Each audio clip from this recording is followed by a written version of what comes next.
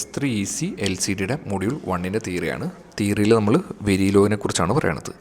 Verilog എന്ന് പറഞ്ഞാൽ നമ്മൾ സി പ്രോഗ്രാമിംഗ് ഒക്കെ പോലെ ഒരു ഹാർഡ്വെയർ ഡിസ്ക്രിപ്ഷൻ ലാംഗ്വേജ് ആണ് വെരിലോഗ് എന്ന് അറിയപ്പെടുന്നത്. നമുക്കതിൻ്റെ കുറച്ച് ബേസിക് എലമെൻറ്റ്സ് ആണ് ആദ്യം പറയണത്. ഒന്നാമത് നമ്മൾ പറയുന്നത് ഐഡൻറ്റിഫയേഴ്സ് ആണ്. ഐഡൻറ്റിഫയേഴ്സ് എന്ന് പറഞ്ഞാൽ നമ്മൾ ഫംഗ്ഷനൊക്കെ ഡിക്ലെയർ ചെയ്യുമ്പോൾ ഇൻപുട്ട് ഔട്ട്പുട്ടൊക്കെ വേരിയബിൾ ചെയ്തില്ലേ. For example input A B എന്ന് എടുക്കാം, ഔട്ട്പുട്ട് Y എന്ന് എടുക്കാം. ആ ഒരു വേരിയബിൾസിനെയാണ് നമ്മൾ ശരിക്കും ഐഡൻറ്റിഫയേഴ്സ് എന്ന് വിളിക്കുക. നമുക്ക് സ്മോൾ ലെറ്ററിലോ ക്യാപിറ്റൽ ലെറ്ററിലോ ഒക്കെ ഡിഫൈൻ ചെയ്യാവുന്നതാണ്.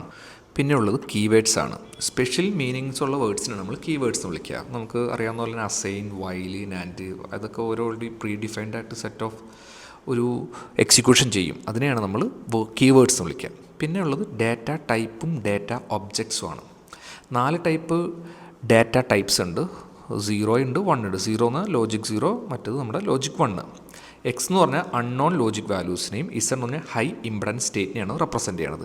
നമുക്കതുപോലെ 8 ഡാറ്റ ടൈപ്സ് ഉണ്ട്. നിങ്ങളോട് ഡാറ്റ ടൈപ്സും ഡാറ്റ ഒബ്ജക്ട്സും ഒക്കെ എക്സ്പ്ലെയിൻ ചെയ്യാനാണ് ചോദിക്കുക. അപ്പോൾ ഇതിലൊരു ഡാറ്റ ടൈപ്പ് എന്തായാലും 4 എണ്ണം, ഡാറ്റ ഒബ്ജക്ട്സ് ആണ് 8 എണ്ണം ഉള്ളത്. അതിലൊരു 3-4 എന്തായാലും പഠിച്ചിരിക്കണം കേട്ടോ.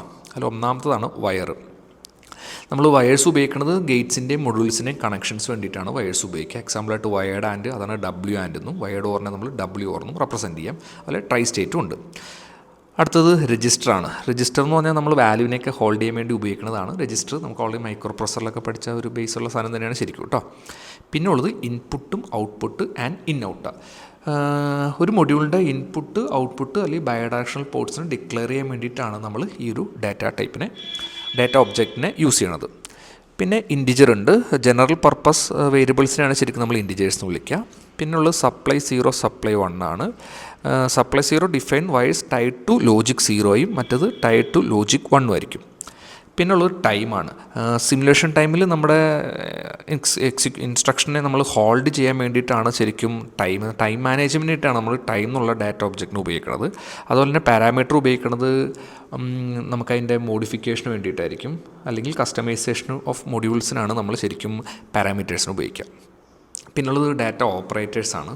ഓപ്പറേറ്റേഴ്സ് നമുക്ക് ഓൾറെഡി അറിയാവുന്ന അരിത്തമെറ്റിക് ഓപ്പറേറ്റേഴ്സ് ഉണ്ട്, പ്ലസ് മൈനസ് അതിന് വേണ്ടി ഉപയോഗിക്കുന്നത്. പിന്നെ റിലേഷണൽ ഓപ്പറേറ്റേഴ്സ് ഉണ്ട്, greater or equal to, bit wise operation ഉണ്ട്, bit wise or, bit wise and. അതുപോലെ ലോജിക്കൽ ഓപ്പറേഷൻസിനുണ്ട്, ലോജിക്കൽ ആൻഡ്, ലോജിക്കൽ ഓർ, റിഡക്ഷന് വേണ്ടിയിട്ട് ആൻഡ്. അതൊക്കെയാണ് നമ്മുടെ ഓപ്പറേറ്റേഴ്സിലുള്ള. അതിന് ഷിഫ്റ്റിംഗ് ഓപ്പറേറ്റേഴ്സ് ഉണ്ട്, കോൺകാറ്റിനേഷൻ ഉണ്ട്, റെപ്ലിക്കേഷൻ ഉണ്ട്. അങ്ങനെ ഒരു 9 ടൈപ്പ് ഉണ്ട്. ഇതിലും നിങ്ങളൊരു 5 എണ്ണമൊക്കെ പഠിച്ചു വയ്ക്കുക ഓപ്പറേറ്റേഴ്സ് എക്സ്പ്ലെയിൻ ചെയ്യാൻ ചോദിച്ചാൽ. പിന്നുള്ള ഡിഫറൻസ് ബിറ്റ്വീൻ നമ്മുടെ HDLഉം അതർ പ്രോഗ്രാമിംഗ് ലാംഗ്വേജസ് ആണ്. അത് പ്രോഗ്രാമിങ്ങിനകത്ത് പറഞ്ഞാൽ C++ ഒക്കെ പഠിക്കാം. നമുക്ക് വെരിലോഗ് ഉണ്ട്, അതുപോലെ VHDL, അതൊക്കെയാണ് എൻ്റെ എക്സാമ്പിളായിട്ട് വരിക. ഇത്ര നിങ്ങൾ തിയറി ആയിട്ട് വെരിലോഗിന് പഠിക്കണതാണ്. ഇതിൻ്റെ കോഡ്സ് എഴുതുന്നതും ബാക്കിയിലൊക്കെ നമ്മൾ സെക്കൻഡ് മൊഡ്യൂളിലൊക്കെ അതിൻ്റെ കോഡ് എഴുതുന്നതും ഒരു ഇംപ്ലിമെൻറ്റേഷനൊക്കെ പറയുന്നുണ്ട് തിയറിയിൽ കേട്ടോ. പിന്നെ എക്സ്ട്രാ ലാസ്റ്റ് ആസ്കി റെപ്രസെൻറ്റേഷൻ വെച്ചതാണ്. ആസ്കി ABC നമ്മുടെ കമ്പ്യൂട്ടറിൽ എൻ്റർ ചെയ്യണം. അതിൻ്റെ കറസ്പോണ്ടിങ് ആസ്കി കോഡാണ്. ക്യാപിറ്റൽ ലെറ്ററിൻ്റെ ഉണ്ട്, സ്മോൾ ലെറ്റേഴ്സിൻ്റെ ഉണ്ട്, ഓരോ ഡിജിറ്റ്സിൻ്റെ ഉണ്ട്. 48, 14 തുടങ്ങിയതിന് ആൻഡ് സോ എന്നാണ് ഉദ്ദേശിക്കുന്നത്. ഒരു എക്സാമ്പിൾ ഉണ്ട്. ABBനെ ആസ്കിലോട്ട് കൺവേർട്ട് ചെയ്യാൻ പറയും.